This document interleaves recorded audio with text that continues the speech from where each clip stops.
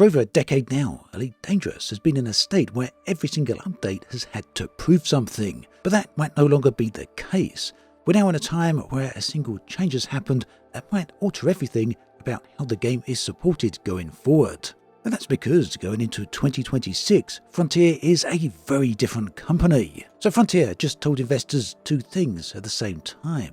They said they're growing again, and they also stated that they're now very profitable.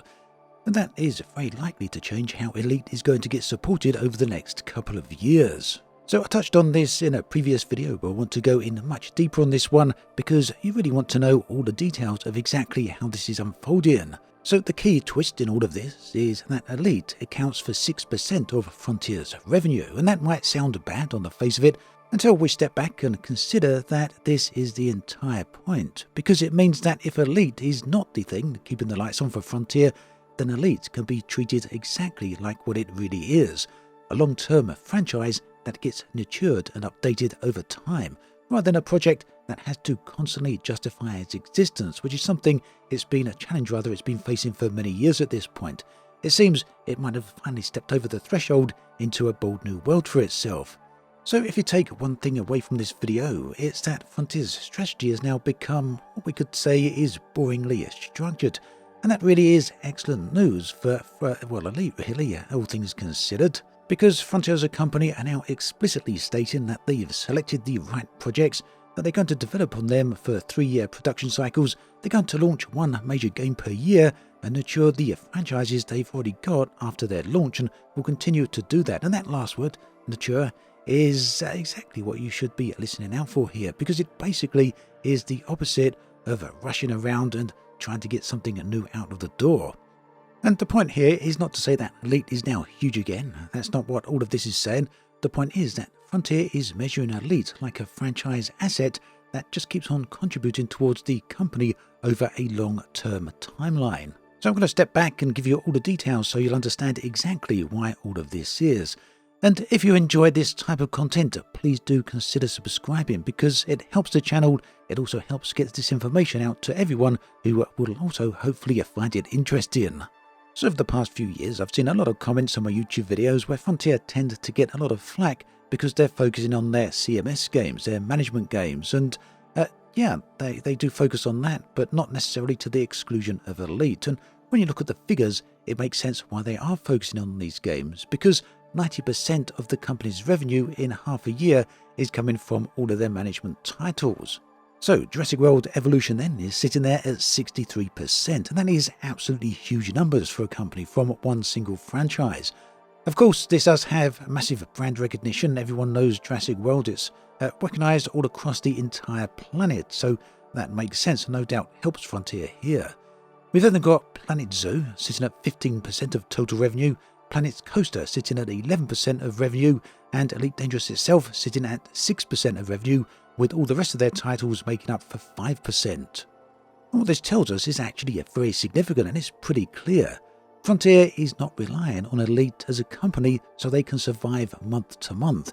In other words, Elite is not carrying the company. And that is actually a very good thing for Elite. It means that Elite has got a safety net. And the reason for that is because when a company's biggest earners are stable, like what we're seeing with Jurassic World Evolution and Planet Zoo, you can actually afford to step back and support a long-tailed game properly, without actually tuning and turning every update into a desperate scramble for monetization. And I'll get into details on exactly why this benefits Elite in just a moment. First though, what we now know is that Frontier is sitting on over £40 million worth of cash, and that's after spending £10 million of buying back their shares. And that's actually a signal of confidence, because buying back shares is what you do when you believe cash generation is completely sustainable. Frontier have also raised guidance for the year to around £100 million worth of revenue. That's what they're telling their investors that they're likely and expect to generate over the coming year. So about $11 million of that has been adjusted operating profit. So this is Frontier talking like a company with some room to operate, and not one scrambling to plug up some holes where they've got plenty of leaks. Those are the problems we've seen over the past few years. Frontier have said over those years, reiterated many times, that they've been trying to turn things around and that it would be a relatively slow process. In fact, Quite a long while back, David Braben made the analogy, whether in regards to Elite or Frontier as a whole, I can't quite remember, that it's like turning around a big, massive oil tanker. It actually takes time. It's not like turning around on a much smaller vehicle. So let's get back to Elite Dangerous being at 6%. Now this isn't just a small amount of revenue, not when you're looking at revenue of nearly, 100 million? That means that Elite Dangerous could account for as much as 6 million in revenue. Some of you may not think that's too much for a game, but it's obviously good because this is money coming in. It's revenue. Hopefully at some point this is profit as well. In fact, we can see profit from this graph here. So what this means, it's the reason that Elite can be treated like a long-term franchise. The game can sit in the mature category where it makes sense to keep feeding it, keep putting more resources into it and keep developing it, releasing all these updates. Because ultimately what's happening is we've now got proof, Frontier have got proof that Elite is paying back over time.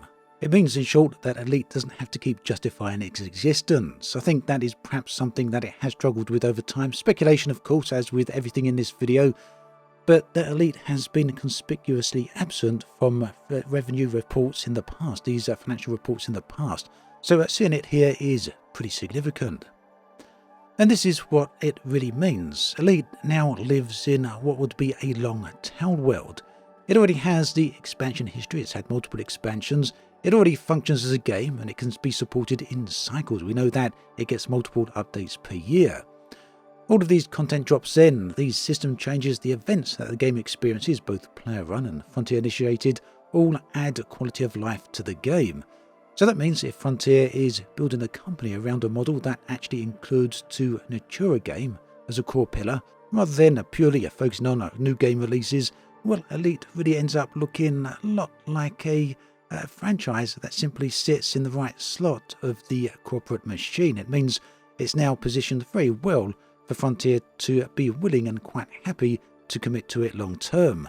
At least that's my takeaway from all of this, and I feel that's entirely reasonable. And that would mean we don't see any of those periods of quietness that we saw between 2018 and the initial years after that, where Elite appeared to go onto the back burner.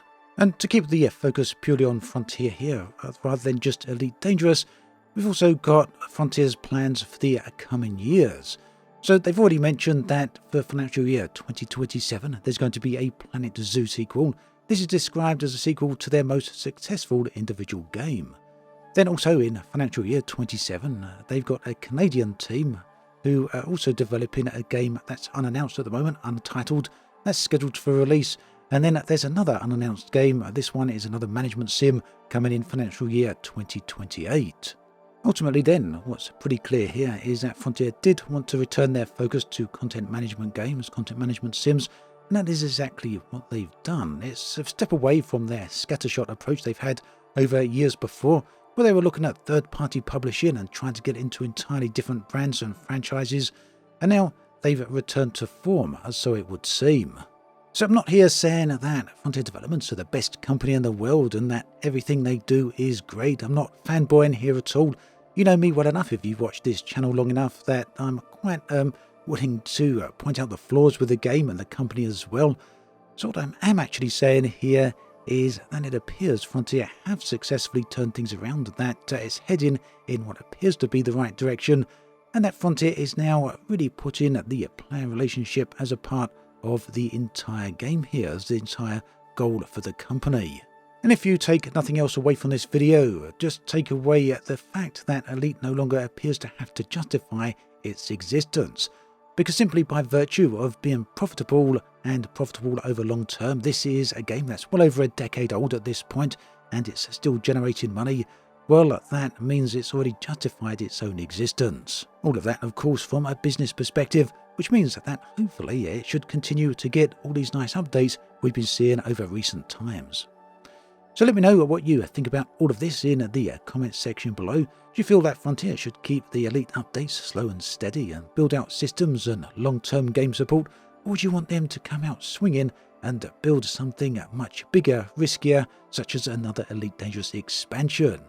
Let me know in the comment section below. I'd love to hear from you. There is another video on the screen right here. Do watch that one. Take care, and I'll catch you next time.